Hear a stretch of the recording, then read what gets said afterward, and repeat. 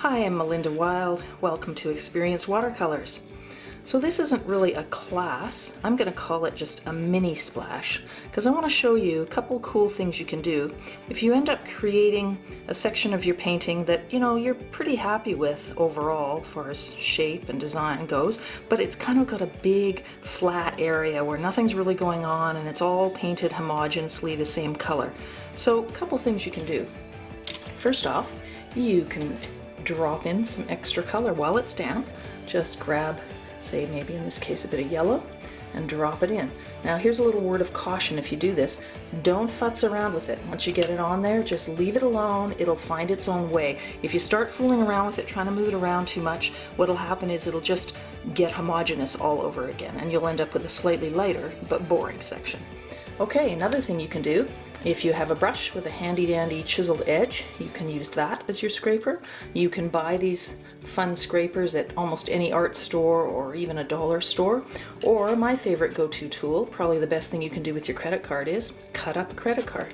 And you can do some scratching. So if you scratch while it's damp, you're actually scoring the paper and you're creating a little divot, and the pigment's going to run into that little divot.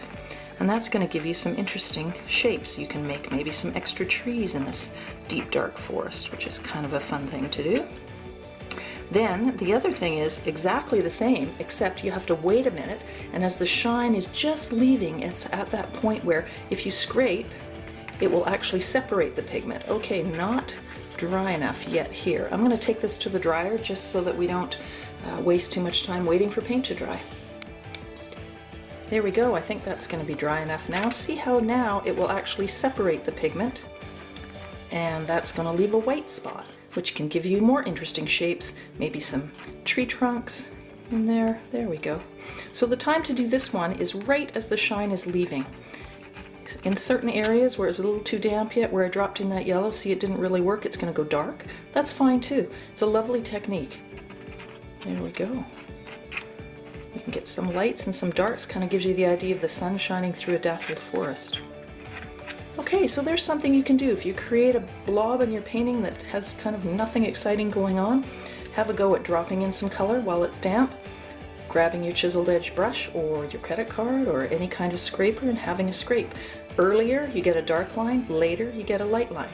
Okay, have fun.